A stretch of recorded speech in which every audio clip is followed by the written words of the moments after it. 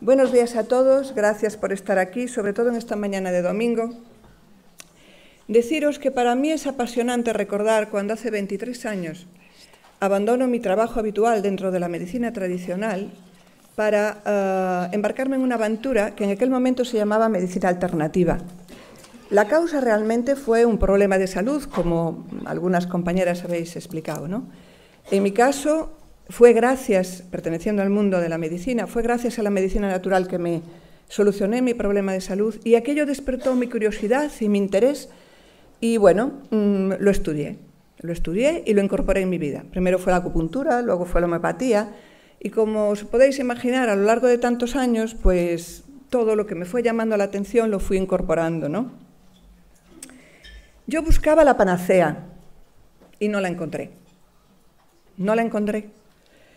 Sin embargo, tras mi humilde experiencia, lo que sí puedo concluir es que para mí la salud es el fruto de la coherencia entre lo que pensamos, lo que sentimos y lo que hacemos.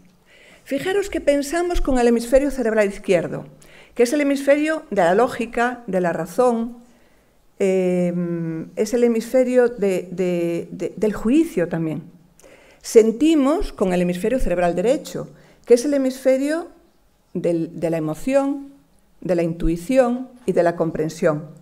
Y actuamos a través del cuerpo. Necesitamos un cuerpo sano. Reza el dicho, mens sana in corpore sano, y así es, ¿no? Realmente es esta forma de pensar lo que ha supuesto las bases para el método de trabajo que nosotros practicamos.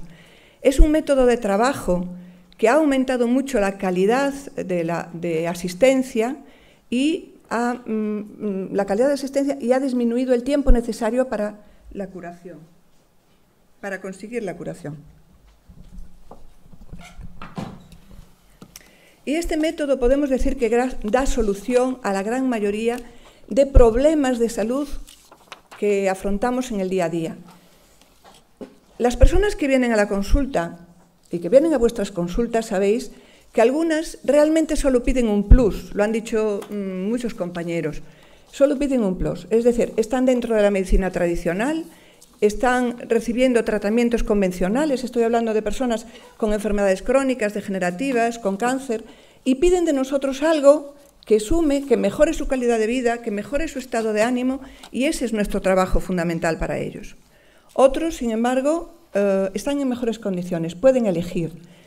Y el hecho de elegir va a depender de lo que conozcan y en lo que confíen. Es decir, una persona con una enfermedad, como puede ser una alergia, puede elegir tratarse con antihistamínicos y corticoides dentro de la medicina tradicional, pero también puede elegir ortomolecular, cualquiera de las formas de terapéuticas que todos los que estamos aquí podemos apreciarle, ¿no? Y lo que a mí más me gusta es la parte de medicina preventiva, porque yo recuerdo, y una compañera que viene conmigo desde Galicia me lo comentaba, cuando hace unos años se pone de moda los trabajos de Andrés Morís, bueno, de moda, más antiguo como todo, pero que él de alguna manera en sus libros lo publica, y veis que venía mucha gente a la consulta solo a hacer sidoterapia de colon porque hacían por su cuenta las limpiezas de hígado. ¿Pero esto qué implicaba? Pues que te conocían los cursos que dabas, las conferencias, y esta gente aprendía qué era lo que venía a buscar. Y creo que nosotros ayudar a las personas a que tomen información y sepan cosas para que ellos puedan hacer su propia medicina preventiva, creo que es muy importante, ¿no? De lo que voy a hablaros hoy aquí es primero de la psicosomática y de la influencia, de la influencia de la mente sobre el cuerpo, luego de la higiene intestinal y dentro de ella la hidroterapia de colon como un medio de limpieza de nuestro cuerpo necesaria e imprescindible para la salud, y por último una breve reseña, que aún la haré más breve todavía, sobre la terapia microbiológica. Fijaros que desde que el hombre es hombre hasta el día de hoy ha buscado siempre el origen de la enfermedad. Al principio, hasta donde nosotros tenemos memoria, lo ha hecho, ha entendido que la enfermedad tenía su origen en nuestra mala relación, nuestro conflicto con la divinidad. Es decir, tenemos la memoria y el recuerdo de que la enfermedad es un tema de un castigo divino, ¿no? Lo tenéis todos en la consulta. Cuando, doctora, ¿por qué me pasa a mí esto? Doctora, yo no me merecía esto. Doctora, ¿qué pasa? ¿Por qué ahora, no? Entonces, en nuestro inconsciente todavía la enfermedad como un castigo está muy presente, ¿no? El padre de la medicina, que no por casualidad recibe este nombre, Hipócrates, incorpora entre el origen de la enfermedad todos los cambios ambientales, clima, temperatura, etc. Los chinos hablan de que en el origen de la enfermedad están las alteraciones energéticas. Y nosotros vivimos en carne propia las alteraciones de las ondas invisibles, las ondas de telefonía móvil, cables de alta tensión, todo esto lo vivimos y lo sufrimos en el día a día, el wifi, etc. Y cómo no, la genética. Hasta hace poco en los telediarios decían, en el momento que la ingeniería genética pueda cambiar los genes, adiós enfermedades crónicas. Y los ingenieros genéticos pudieron cambiar los genes, pero no pudieron cambiar la información. Y luego, por suerte, tenemos la epigenética que dice, el gen no tiene poder de autoexpresarse por sí mismo. Necesita el ambiente que le dé el estímulo necesario para que este gen pueda expresarse. Y esto nos aporta mucha humildad. Creo que estáis de acuerdo conmigo. Hoy vamos a hablar de la psicosomática porque es lo que más reciente y más de moda está. Y nos vamos a remontar a Freud, que en el año 1895, hablando del psicoanálisis, acuña el término inconsciente. Inconsciente para hablar de todo aquello que mueve nuestra vida y que no es lo que nosotros decidimos voluntariamente. Nuestro inconsciente lleva las memorias de ¿qué? Primero de nuestro transgeneracional, es decir, de todo lo vivido por nuestros antepasados hasta la tercera y cuarta generación, y lo encontramos todos los días. Segundo, lo vivido en el claustro materno. No tengo tiempo, pero es apasionante encontrar todo lo que vivimos tiene un referente en el claustro materno. Lo vivo todos los días y aún hoy me apasiona, ¿no? Llevamos todas las memorias, porque nosotros no vivimos lo que le ocurrió a mamá, sino que le ocurrió a mamá y con la intensidad y cómo lo vivió mamá, lo vivo yo como feto dentro de mi mente. Y lo llevo fijado en mi sistema neuronal hasta que, por resonancia, algo sucede en mi vida que lo active. También llevamos las memorias de lo vivido hasta el momento presente y, cómo no, nuestro arcaico pasado animal. A veces el ser humano tiene actitudes y tiene comportamientos que parecemos más animales que personas, sobre todo ante situaciones de supervivencia. Y es normal, conservamos estas memorias, nos salvan la vida, ¿por qué no? Y luego mantenemos también nuestras creencias. Os voy a contar una historia para que nos despejemos un poquito. Es un chico que viene a la consulta, mejor dicho, le traen sus padres, es un adolescente, porque ya se niega abiertamente a ir al colegio. Siempre fue de manera natural y muy contento, y ahora dice que no va. Cuando le pregunto qué es lo que ocurre, me dice que, esto es febrero, me dice que desde septiembre se han incorporado unos chicos nuevos al colegio que no hacen más que meterse con él, incordiarle, insultarle, incluso darle empujones. Y claro, yo tengo delante un chico bien formado, atlético, alto, muy bien. Y le digo, bueno, si te da un empujón, tú le podrás dar otro. Y él me contesta, no, doctora, nunca lo haré. Y fijaros en la frase que sigue, no tiene desperdicio. Dice, porque mire, doctora, vale más cobarde vivo que valiente muerto. Yo no conozco la frase, pero me suena algo raro. Y le pregunto, bueno, la razón de que se metieran con él es que es hijo de un político que tiene una trayectoria importante, sobre todo a nivel de medios, y los otros la tenían tomada con él porque no podían hacer al padre, claro, ocurre a veces. Entonces, ¿qué había pasado? El bisabuelo de este chico en la guerra civil, a un momento determinado está perseguido y coincide que están haciendo una obra en casa, con lo cual agrandan la bodega y hacen una habitación debajo de la cocina con una trampilla, le ponen un buen respiradero hacia la bodega que no se ve y el hombre se mete allí para pasar un tiempo y evitar la situación de peligro del momento. Bueno, la cosa se hace muy larga, toda la guerra civil. Al terminar la guerra civil tampoco conviene que salga porque se va derechito a la cárcel y no era nada agradable, con lo cual el hombre se queda allí hasta que muere.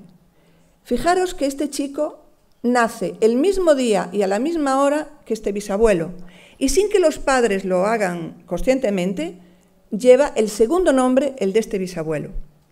¿Qué memoria recibe de este bisabuelo? Es decir, ante la agresión, ante el miedo a perder la vida o ante el miedo a una situación difícil, ¿Cuál es mi respuesta? Me quedo quieto, escondido, protegido en los muros de mi casa y con la gente, mi familia, que me protege. ¿Qué hace el chico inconscientemente? Lo mismo, porque con el cuerpo que tenía y en condiciones normales, un chico no hace esto.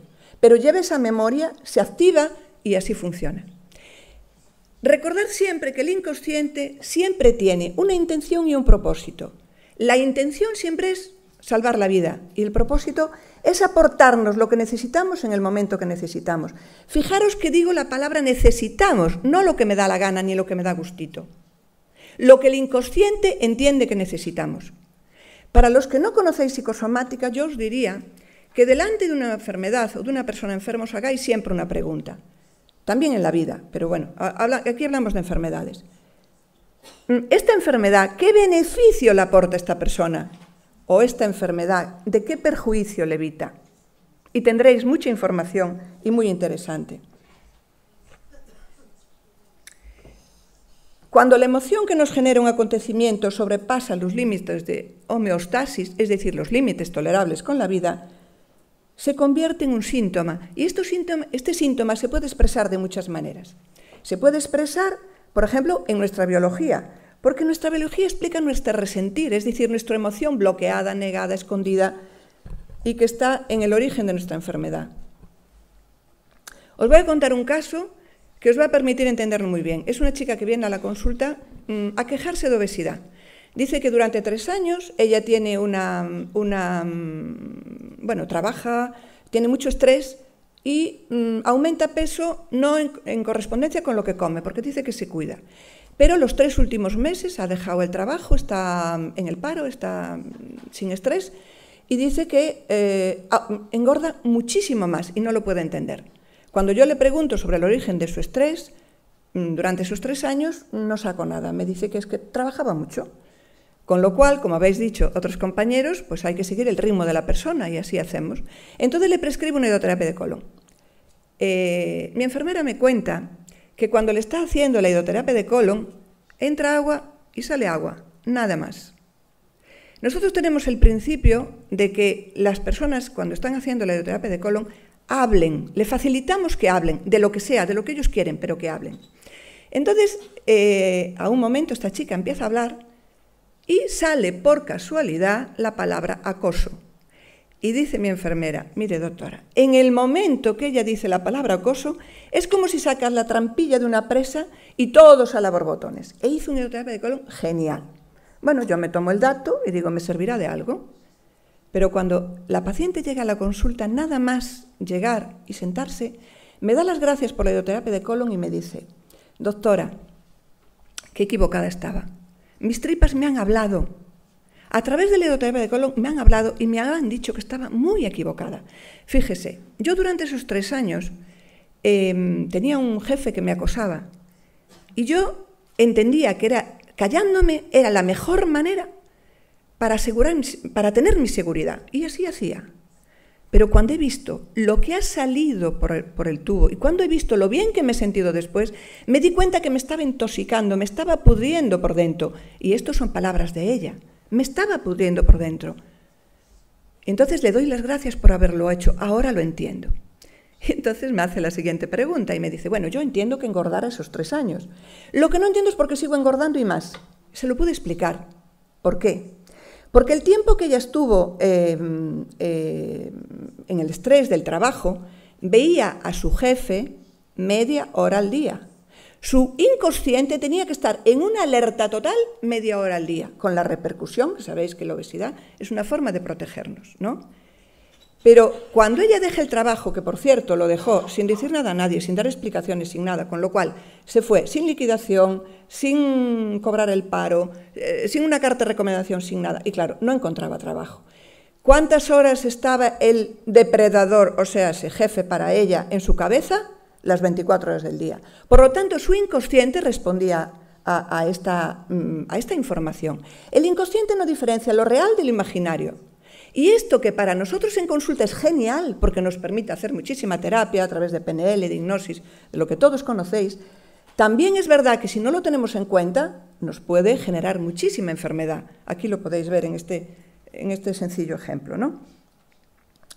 También recordaros que muchos trabajáis la medicina tradicional china, que efectivamente podemos tener una patología en un órgano, síntomas en un órgano, y la causa está en otro órgano. No en órgano a voleo, sino siguiendo los principios de la medicina tradicional china. Cuando las cosas no nos salgan al principio, es interesante que pensemos en esta referencia, porque yo cada vez lo encuentro con más frecuencia. Y también el inconsciente se puede expresar a nivel de conflictos relacionales, y de hecho se expresa, relacionales. Recuerdo una maestra mía de homeopatía, a la que admiro muchísimo, que siempre que yo me quejaba de algo, sobre todo con mis hijos, que fueron mis grandes maestros, me decía: Pilar, el otro no es el otro, es lo que tú ves en el otro. Claro, el otro es mi espejo. No me gustaba escucharlo, pero era cierto. Fijaros que siempre elegimos relaciones que están de acuerdo con memorias ancestrales que llevamos. A todos os habrá ocurrido, y si no, paraos un poquito y lo veis, que os fijáis en vuestra pareja y cuántas veces decimos: bueno, pero si esto que está haciendo este tío es idéntico a lo que hacía mi padre o mi madre, o la figura referente que tengamos, no es padre biológico ni madre biológica, sino nuestro referente paterno y materno. Y como no, podemos... el inconsciente también se expresa por identificaciones. Nos identificamos al otro por un amor malentendido y renunciamos a nuestra vida para ser una mala copia del otro que amamos. Y también por identificación que hacemos.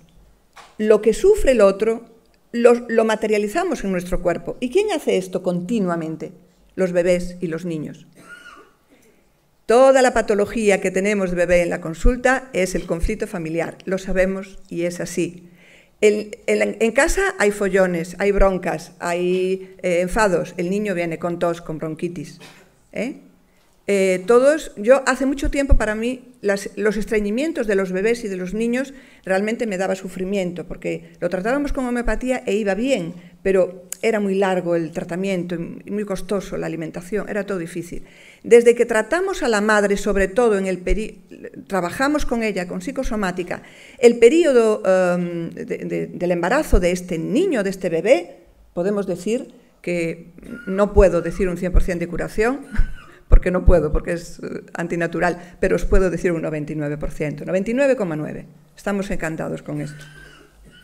Entonces, ¿cómo se puede resolver todo esto? Tomando conciencia. Y no lo decimos solo los médicos o las personas que estudian, bueno, los terapeutas o lo que estudiamos eso, estas cosas. Científicos de la categoría de Rupert Sheldrake, incluso del propio Capra, que representan el nuevo paradigma científico, nos lo confirman. Y ellos hablan de la conciencia como la integración de los dos hemisferios cerebrales, como la integración del consciente y el inconsciente, de la razón y la intuición, del juicio y la comprensión. Todos sabemos que aquello que juzgamos, que habla de nuestra ignorancia, cuando lo comprendemos, evolucionamos, tomamos conciencia, crecemos, o sea, vivimos. Lo otro es o sobrevivir o morir. Por otra parte, sabemos que nunca, nunca, nunca vamos a encontrar una enfermedad o una persona enferma que no tenga una carga elevada de autointoxicación. Y sabemos que la higiene intestinal puede prevenir y, cuando es necesario, curar este proceso de autointoxicación. ¿Qué nos lleva a esta intoxicación? Primero, la contaminación, sobre todo la contaminación ambiental. Estamos rodeados de contaminantes. Podemos pensar en la alimentación, que no me voy a parar, en el agua, pero en el agua sí quiero pararme. Necesitamos beber. La gente de Estados Unidos, que dice que le encanta hacer las estadísticas, dice que existe una patología de deshidratación crónica del 75% de la población. Creo que en nuestra tierra le superamos con creces. Y la deshidratación crónica, que es una enfermedad silente y que va a dar lugar más pronto que tarde a otro tipo de enfermedades, tenemos que tenerla muy en cuenta. Entonces, esto solo se soluciona de una manera, pero hay que hacerlo, que es beber, asegurar a la gente, pedirle, insistirle en que beba, y que beba agua de calidad, agua de manantial, o si no, hoy existen aparatos de agua alcalina ionizada que nos permiten hidratación, remineralización, alcalinización y, como no, una muy buena detoxificación, que en realidad es lo que necesitamos. Fijaros que, hablando del agua, quiero nombraros al doctor Luc Montagnier. Luc Montagnier es un médico tradicional que recibe el Premio Nobel de Medicina por sus estudios sobre el virus VIH. Pero luego, sin tener nada que ver con el VIH, hace unos estudios científicos al estilo científico tradicional, donde demuestra que el agua fija información. Los homeópatas lo sabemos desde hace mucho, ¿verdad? El agua recibe información, el agua fija información y el agua transmite información. Y como médicos y terapeutas, utilizar este poder del agua es lo menos inteligente. A lo menos es inteligente. Fijaros que ya muchos años antes, Masaru Emoto, que yo solo os puse 2 imágenes, pero el compañero expuso más, demuestra cómo el agua, según la información que recibe, cristaliza de una manera o de otra. Los cristales que veis a vuestra derecha responden a un agua que ha sido informada con vibraciones que tienen que ver con el amor, con la belleza, con la salud. Y la de la izquierda tiene que ver agua que ha sido informada con toxicidad. Concretamente esa agua es de un río de Tokio que lleva muchísimos detritos, muchísimos residuos. No podemos olvidar tampoco que nuestra autointoxicación tiene mucho que ver con los restos metabólicos y con los residuos de nuestra digestión, que otros compañeros ya hablaron. Entonces estamos preparados para poder soportar contaminación, pero necesitamos para ello tener poder de eliminación. Aparte de filtros menores, tenemos los grandes filtros que todos conocemos, que son el aparato respiratorio, la piel, el sistema digestivo y el sistema renal. Y aquí hablamos de hidroterapia de colon. Todo paciente que viene a nuestras consultas tiene sus filtros que no funcionan bien, si no, no estaría enfermo.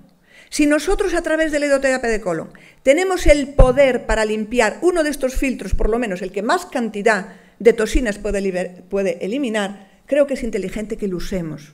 La hidroterapia de colon nos permite limpiar toda la carga tóxica que hay en el intestino grueso, solo intestino grueso, por supuesto, toda la costra que está pegada a las paredes y que impide que, aunque hagamos una buena alimentación, no puede pasar esa barrera e ir a nuestro sistema circulatorio. Nuestro sistema circulatorio muchas veces tiene aguas fecaloides, ¿cómo no?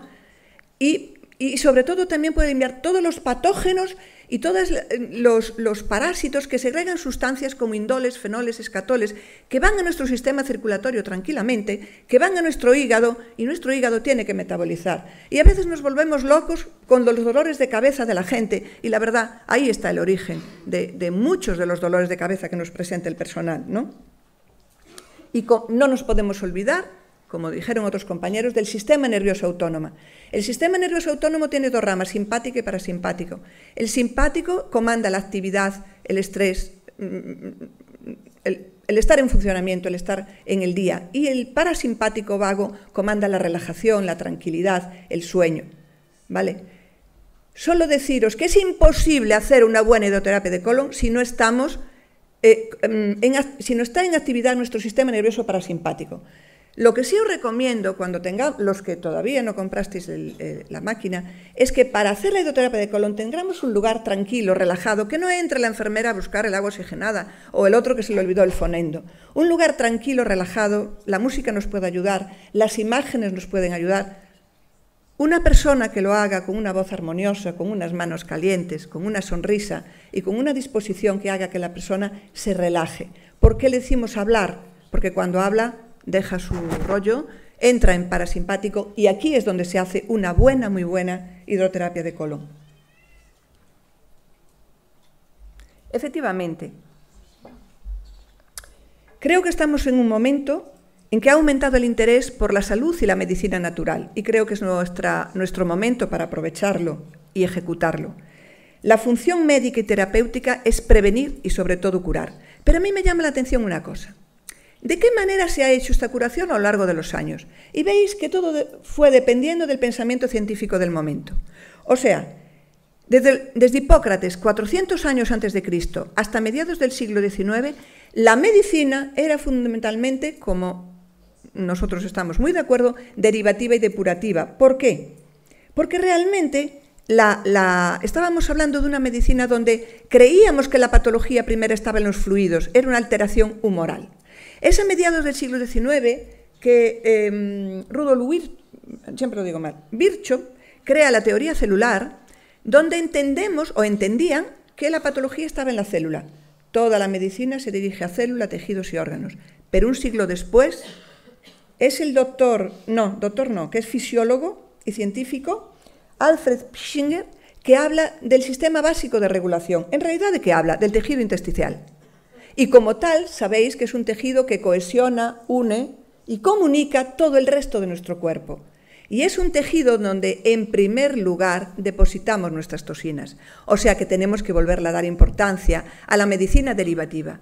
Tenemos que volver a practicar la medicina de Paracelso. Un recuerdo para el doctor Bernard Asner, que es un reumatólogo de Estados Unidos, de Nueva York, que aún en su juventud se dedicó a traducir los trabajos de Paracelso, porque también había paro en aquel momento, y entonces decide utilizar esos conocimientos para sumar a sus tratamientos habituales que él tiene dentro de la medicina tradicional. Y descubre que las curaciones se adelantan, se multiplican, y además, incluso, bueno, las curaciones no, la mejoría, y en muchos casos hay curaciones. Yo os voy a comentar un detalle. Este hombre tiene una gran obra escrita, es traducida al alemán y países como Alemania, Francia y los países nórdicos reciben toda esta información mucho antes. Y yo entiendo que esta información y otras similares es lo que hace que los países nórdicos tengan este tipo de terapia muy reconocidas en sus sistemas de salud, muy adelantado a nosotros. Hace 20 y muchos años, estoy yo en Alemania en un congreso, por supuesto, como podéis ver era mucho más joven, y el médico que nos estaba explicando cómo se hacían las ventosas secas, húmedas, la conveniencia y no, tenía su pinganillo y yo creí que el hombre no sabía español. Y le comento al que estaba a mi lado, fíjate tú, lo que pagamos, venimos aquí, perdemos una semana, para que este hombre me cuente lo mismo que hacen las curanderas de mi pueblo, que yo les respeto mucho. El hombre me escucha, para la presentación y dice, señorita Gómez, sepa usted que las curanderas de su pueblo no saben hacer una ventosa húmeda y seca, y usted cuando se vaya de aquí lo sabrá. Entendéis que me quedé callada y no dije ni mu, pero no tenía razón, porque las curanderas de mi pueblo y de todos vuestros pueblos saben utilizar muy bien las ventosas secas. Las húmedas no las utilizan porque es ilegal, pero las saben utilizar muy bien. Pero no solo las curanderas, todos nuestros abuelos, quizá nuestros padres no nos pusieron lavativas, pero la abuela, primavera, verano, otoño e invierno, había lavativa. La abuela te daba la sopita de ajo, la abuela te daba las sopas de cebolla, y la abuela te daba, si hacía falta, el aceite de ricino, que no sabía nada bien. Entonces, ellas sí que mantuvieron la medicina derivativa y depurativa en el saber popular y ha salvado yo creo que muchas vidas, ¿no?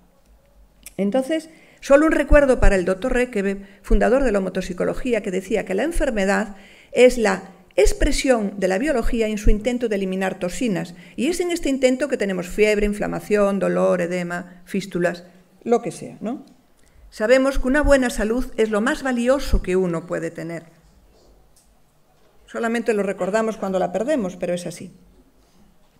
De todos modos, lo que sí está claro es que un intestino que funcione mal es el más poderoso caldo de cultivo para cualquier enfermedad. Lo afirmaba Hipócrates cuando decía su famosa frase, todas las enfermedades empiezan en el intestino, ¿no? Y nosotros sabemos y confirmamos esta frase de qui bene purga, bene cura, cuando hacemos la hidroterapia de colon. La hidroterapia de colon es una macrolavativa de todo el intestino grueso, y solo intestino grueso, que nos permite limpiarlo. Y hoy en día, con medidas de higiene, controles de presión, de temperatura, todo muy controlado y muy reconocido. Pero además de ser un gran método diagnóstico, nos permite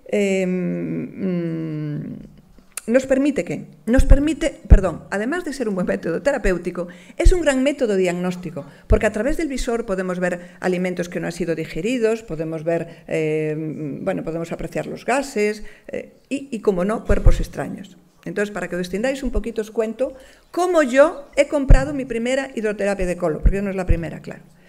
Entonces, sucede que estamos en Palma de Mallorca, también hace muchos años, y en los descansos estaba la hidroterapia de colon para que la probáramos. Y allá me voy yo. En la primera embolada, cuando da el vaciado el técnico, que también era alemán, me dice, yo siento un dolor enorme en mi intestino, en mi colon descendente, como si me rascara. Y digo, ay, ay, ay, ay. Y me dice, pues no, la hidroterapia de colon no duele. Y yo le digo, pues no dolerá, pero a mí me duele. No, no, no duele. Bueno, segunda vuelta. Y yo vuelvo a sentir, ¡ay! Le digo que me pica, que me rasca. Y me dice, no, muy alemán él, no, no duele. Bueno, ya tuvimos más que palabras y decidimos que la tercera sería la última si me volvía a doler. Y si no, bueno, la haríamos. Y hacemos la tercera. Y le pegué un grito, porque me dolió. Y entonces veo la cara del hombre. ¿Y qué pasó? Que sale para el tubo una pepita de melocotón, que los que no os fijéis, es de este tamaño y tiene un pico. Entonces yo pensé, bueno, por supuesto, seguí haciéndola y no dolía, claro, todos lo sabemos. Entonces, cuando me voy para casa y pienso, ¿qué pasa si yo no hubiera hecho esto? Porque esto me lo tomé de pequeñita. Entonces podía hacer una perforación abdominal, porque realmente lo que ocurrió es que con el agua se dilató el asa y esto salió. Ya estaba yo animada a comprar la hidroterapia de colon, os estoy hablando de hace 20 y muchos años, había muy pocas. Pero vi la revista Hola y estaba Isabel Preisler. Para los que no la conocéis, es una mujer, bueno, que sale en los medios mucho, ¿no? Y entonces Isabel Preisler, en aquel momento, además de guapa, que lo sigue siendo, era joven. Y le preguntan en el Hola, o sea, una revista del corazón, le preguntan que cómo tiene un cutis tan aterciopelado, que era la envidia de todas las mujeres de aquella época. Y ella contesta, es que me hago hidroterapias de colon. Pero el periodista no le preguntó qué era aquello. Yo sí lo sabía y digo, ala, hidroterapia de colon me la compro.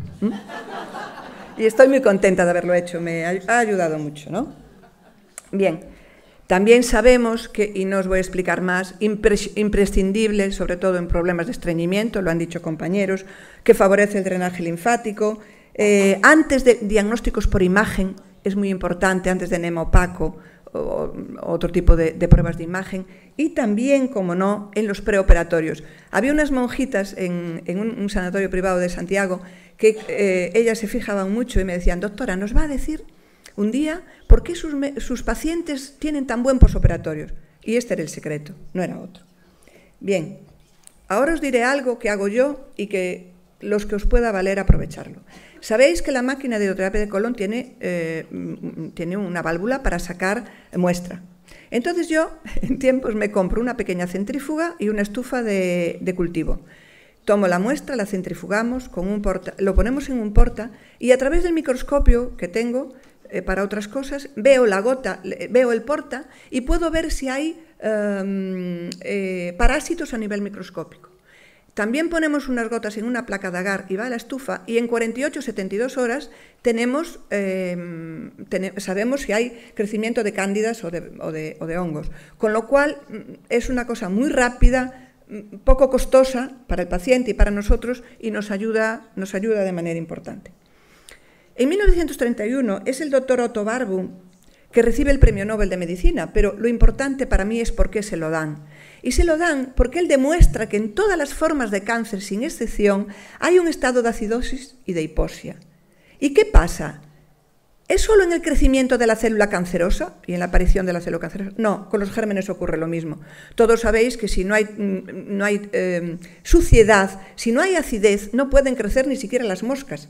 Y si realmente hay patología, todos los gérmenes y las células cancerosas crecen, se desarrollan y nos matan. Entonces, lo que os decía ayer, los oncólogos no quieren, durante el periodo de la quimio, y cada vez están cambiando más las quimios, no quieren escuchar nada de ningún principio activo que pueda interferir su historia. Por eso creo que es nuestro momento de utilizar todos los medios de higiene, yo les llamo higiene porque lo son, que tenemos a nuestra disposición para, sin interferir el principio activo que ellos utilizan, pero sí favorecer la eliminación de toda esta carga tóxica.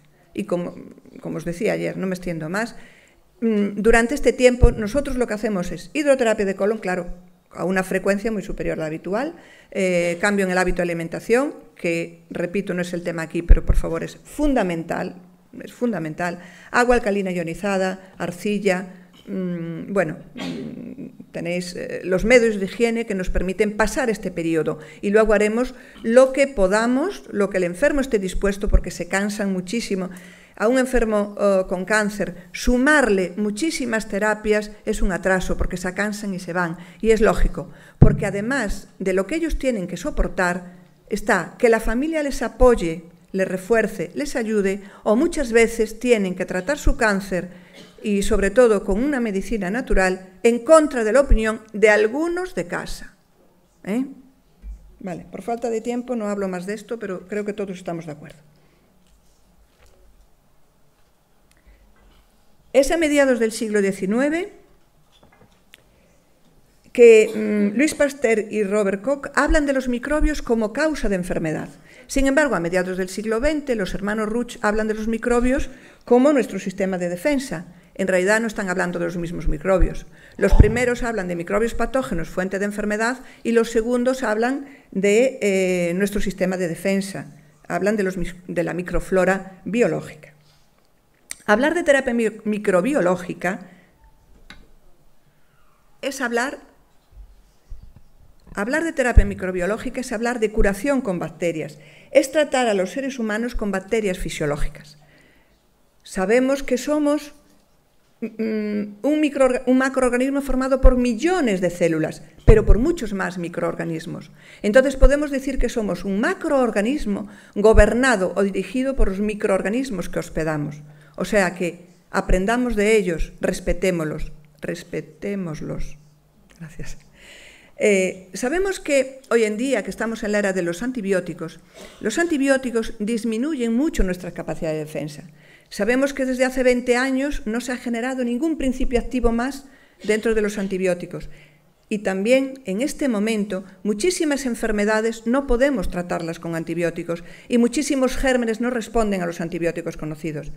Y lo que es peor, muchos gérmenes que antes respondían a esos antibióticos han creado resistencias y ya no responden. Y el hombre ha creado un ambiente muy favorecedor de esta proliferación de patógenos. Entonces los probióticos se presentan como una alternativa a esta situación que tenemos en el día de hoy. Y no son en oposición, sino que son como colaboradores. Todos tenemos la experiencia de que cuando tratamos solo con un antibiótico tenemos un efecto a nivel de nuestro sistema inmune y cuando al antibiótico le sumamos un probiótico podemos disminuir este efecto secundario sobre el sistema inmune. Os he puesto una imagen del Testkeeper, nosotros aquí lo conseguimos a través del laboratorio Cobas, donde nos da una información del estudio cuantificado y cualificado del número de microorganismos. Normalmente hablamos de la flora, de la microflora biológica, pero sabéis que conocemos muchas cepas, conocemos mucho tipo de microbiota, pero hay mucha otra que todavía desconocemos. Habitualmente hablamos de la microflora protectora, es la que conocemos habitualmente, es la que veis ahí en azul marino. Pero también existe la muconutritiva, que es muy importante, que veis ahí en azul más clarito, y la inmunomoduladora en color verde. Y también, como no, la microflora patógena facultativa, es decir, que solo es patógena cuando pasa ciertos límites, que la veis en color amarillo y los hongos y las bacterias en color verde. Toda esta microflora tiene un poder enorme sobre nuestro sistema de salud y lo sabemos. Entonces, realmente, perdón, quiero correr tanto que me expiro. Entonces, realmente, ¿qué nos da información? ¿Qué información nos da todo este conocimiento? Nos da información sobre cómo está la mucosa. Fijaros qué importante en enfermedades como Crohn, colitis ulcerosa, colon irritable. Nos dice cómo está la mucosa, su funcionalidad. Nos dice cómo podemos tratar a esa persona a nivel específico, a nivel individual. No damos probióticos porque sí y porque lo tenemos pautado. No, utilizamos este test para ver qué tipo de microbiota le damos, en qué momento y con qué secuencia y de qué manera hacerlo, ¿no? El tratamiento realmente lo hacemos en 3 fases, siempre asegurando una correcta alimentación e hidratación. En la primera fase hacemos una limpieza con productos del mercado de 7 o 10 días, luego hidroterapia de colon, que puede ser 1, 2, 3, lo que necesitemos. En una segunda fase, realmente, ya incorporamos los prebióticos y es en la tercera fase donde a los prebióticos le sumamos los probióticos, pero repito, ya individualizados según los resultados del test. Realmente también aseguramos el control del equilibrio ácido-base y lo que hacemos aquí son autovacunas. Ayer hablamos de otro tipo de procesos y aquí lo que hacemos es autovacunas, es decir, vacunas con las propias heces del paciente.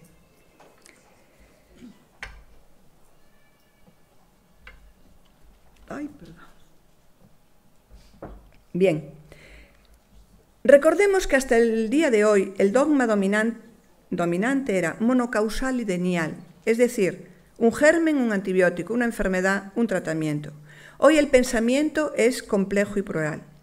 Hemos aceptado la policausalidad como origen de nuestra patología. Digo yo que también podemos aceptar la multiterapia. Lo que veis ahí realmente es todo lo que utilizamos en el centro médico que yo dirijo, pero siempre siguiendo el método de trabajo coherente del que os hablé en principio. Creo que estaréis de acuerdo conmigo en que la medicina de hoy, preámbulo de la medicina del futuro, nos exige no seguir haciendo lo que hacían nuestros predecesores. Un síntoma, una pastilla. La cosa empeora, una cirugía. Necesitamos recordar y enseñar a nuestros pacientes, primero, la salud es responsabilidad de cada cual. No podemos responsabilizar al médico ni al personal sanitario. Cada uno ha de asumir la responsabilidad que tiene cada uno en su propio estado de salud. Y que la enfermedad es la manifestación de nuestro desorden interno. Sabemos todos que lo que hagamos en nuestro interior se expresa en nuestro exterior. Creo que es momento de que reinventemos nuestras consultas para enseñar y promover en nuestros pacientes las detoxificaciones periódicas. Fijaros que cada día aumenta más la esperanza de vida, pero disminuye la calidad de vida.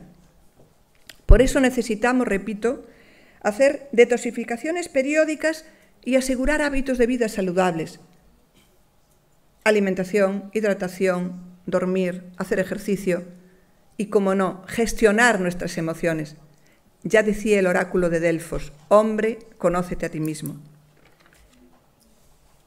Y somos los médicos, los terapeutas y todo el personal sanitario, todos los que estamos al servicio de las personas, que podemos enseñar a la gente a comprender el lenguaje de su cuerpo.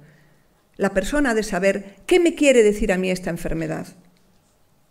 Creo que es la condición imprescindible para sanarnos y luego hacerlos. Esto que os voy a decir, la primera vez que lo escuché como que protesté, pero es una gran verdad. El primer medicamento que se toma cualquier paciente es a su médico o terapeuta. Y podemos ser benéficos o maléficos. Y creo que tenemos que asumir esta responsabilidad.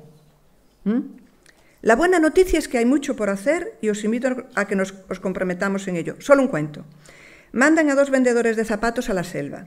Uno envía un telegrama diciendo: aquí no hay nada que hacer, nadie lleva zapatos. El otro envía un telegrama diciendo: envíen refuerzos, aquí nadie lleva zapatos. El mundo es de los que ven la oportunidad. Hay mucho por hacer. Muchas gracias. Lo hice, ¿eh?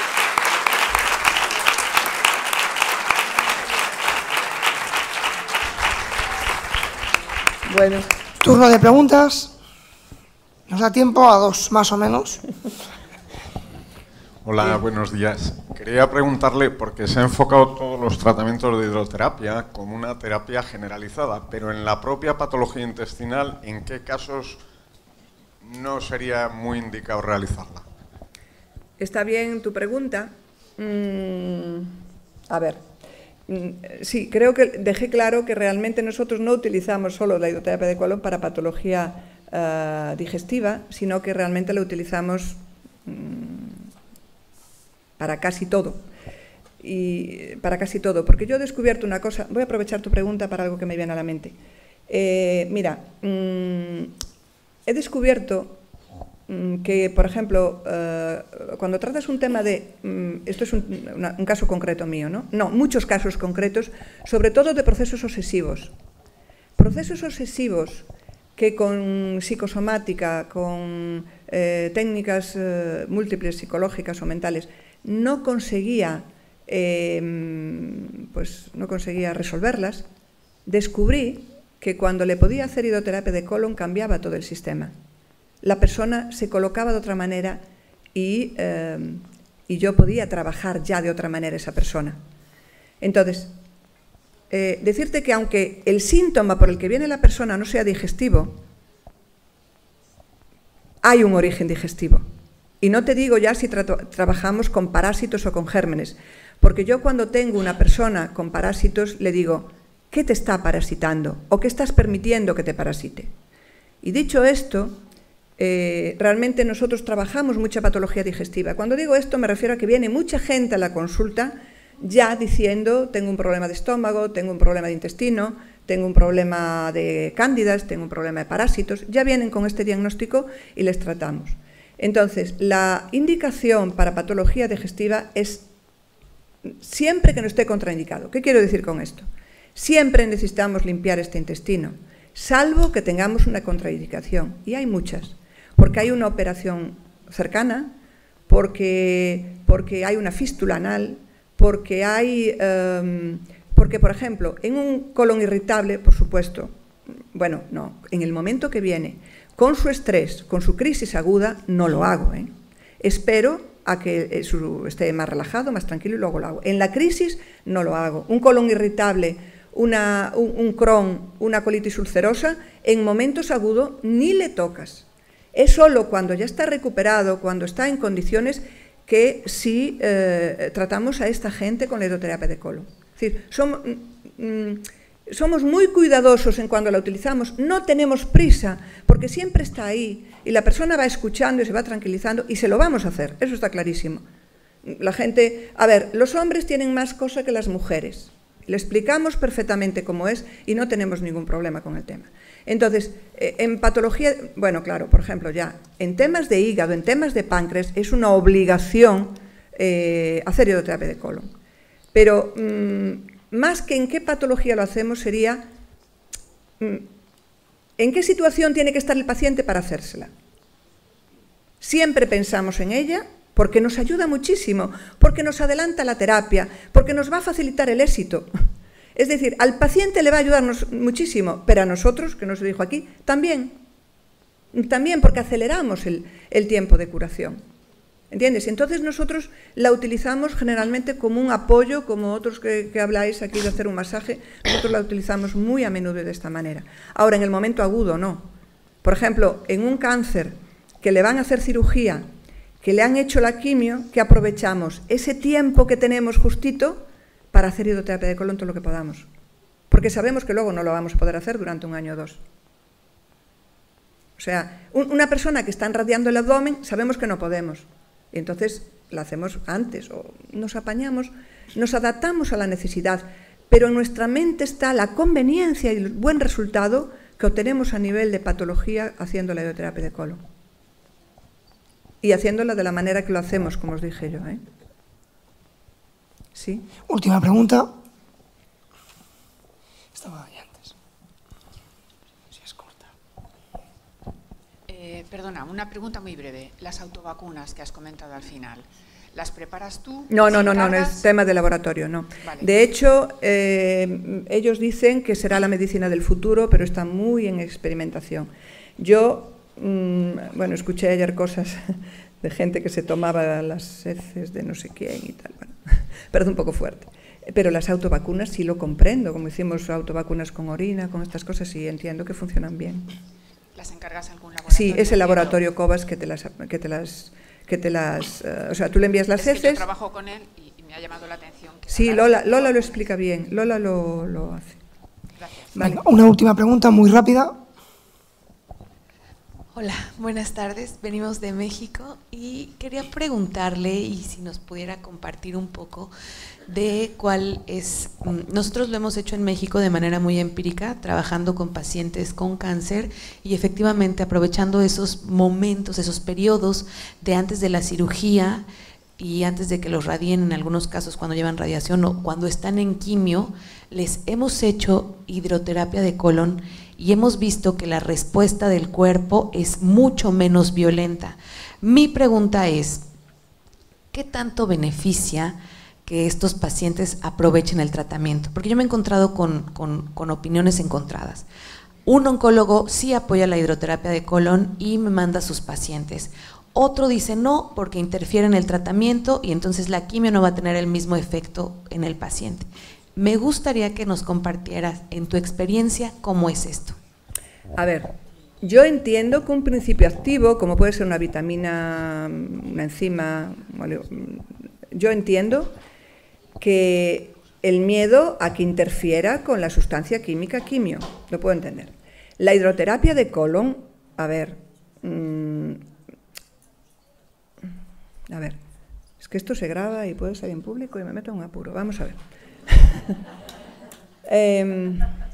A ver, tú cuando haces hidroterapia de colon realmente estás descargando a esa persona de los desechos tóxicos, no interfieres el efecto que la quimio puede hacer sobre el tejido, sobre las células, sobre el tejido mesenquimal, sobre todo lo que actúa, no interfieres. Si yo hablo como persona, ¿qué opino de la hidroterapia de colon? Tiene un valor.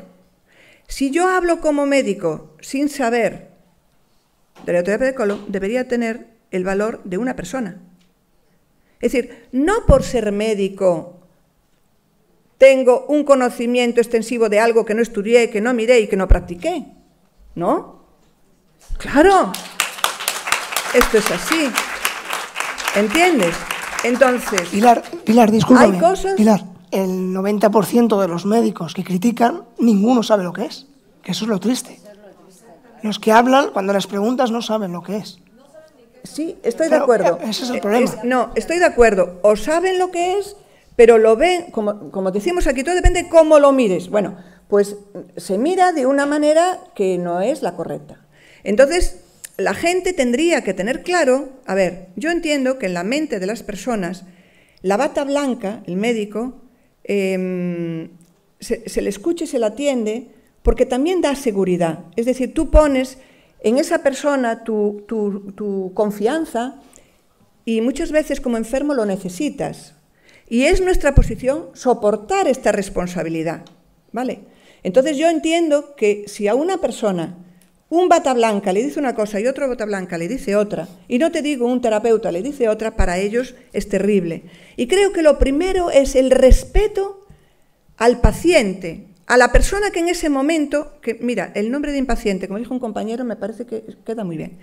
Es decir, el respeto a esa persona que su vida se ha truncado porque tiene una enfermedad, no sabe qué hacer, está perdido, que nos puede ocurrir a cualquiera de nosotros, y que necesita a alguien que le dé seguridad, que lo soporte, que lo apoye. Vale, si yo soy médico y tengo una bata blanca, esa es mi función. Y ese señor me va a pagar por ello y yo he de asumir esa responsabilidad. Entonces, es siempre pensando de esa manera. Y yo creo que no hay mal ninguno en decir, de eso no sé. Si yo le digo a un paciente, a ver, mire, yo esta quimio que le están utilizando, bueno, pues no conozco el principio activo, porque sabes que se cambian, aparecen cosas nuevas. Entonces yo, efectivamente, yo lo que le puedo decir es que esto, con esto no lo sé, efectivamente, la vitamina E, ni se me ocurre poner nada que pueda interferir, ¿vale? No, ni se me ocurre. Pero hacer una hidroterapia de colon, o poner una ventosa, bueno, lo de las ventosas, no sabéis, el numerito que se crea con las ventosas, ¿eh? Es impresionante.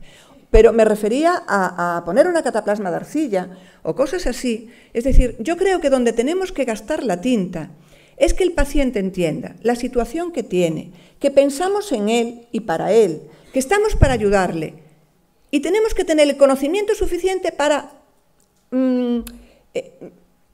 movernos en el agua según como venga. Es decir, van a ocurrir muchas cosas en una enfermedad que tú no puedes tener pactadas. Pero si tienes las cosas claras, lo que le contestaba al compañero, si tienes las cosas claras, como yo te digo, yo tengo muy claro que la arcilla, que la hidroterapia de colon, que cosas similares, a mí me va a resolver muchas cosas. Entonces yo lo tengo claro y yo aporto esta información. Mira, una señora con un cáncer de pulmón, metástasis de un cáncer digestivo, con un hígado hecho polvo, me aparece un día en la consulta y me dice: doctora, qué mal estoy. Por supuesto, hidroterapia de colon, no quería saber nada de hidroterapia de colon. Y me dice: qué mal estoy. Porque traía los tobillos todos agrietados, pero mira que tengo visto tobillos agrietados, pero como aquello nunca, ¿eh? Agrietados, llagas era aquello. Y yo, claro, te tienes que adaptar. Y dices tú, ¿y qué hago? Era un sábado, no, era un viernes por la noche, con lo cual ya dije, nada. Ella venía de Coruña, bueno, es lejos de donde yo vivo, y digo, ¿qué hago? Y digo, nada, arcilla. Y entonces le explico a la señora, que aún se la dimos nosotros, arcilla roja, cómo tenía que ponerla. ¿Sabéis qué pasó? Que de ahí a una semana viene con sus tobillos perfectos y me dice: doctora, lo que usted diga, hidroterapia de colon, como si me pone usted a rezar. Claro, ¿entendéis? Cuando ella ya es que, claro, es que se veía que no podía. Entonces, es la confianza de la persona, lo que tenemos que tener conocimiento, sí. Creo que la responsabilidad de los médicos y terapeutas de verdad es tener conocimiento, tener información y tener mucha humildad para decir, de esto no sé. O llamo a un compañero, o la envío a un compañero, o venga usted dentro de una semana que lo voy a preparar. De lo que no sé, no sé, y no es ninguna vergüenza. Ahora, no por tener un título, no por tener un nombre en la puerta, tengo la obligación de saberlo todo y usted tiene que tener la seguridad de que yo soy Dios. No.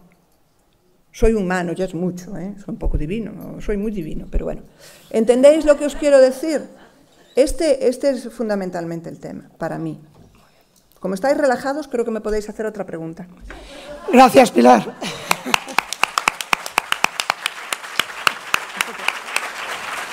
30 minutos.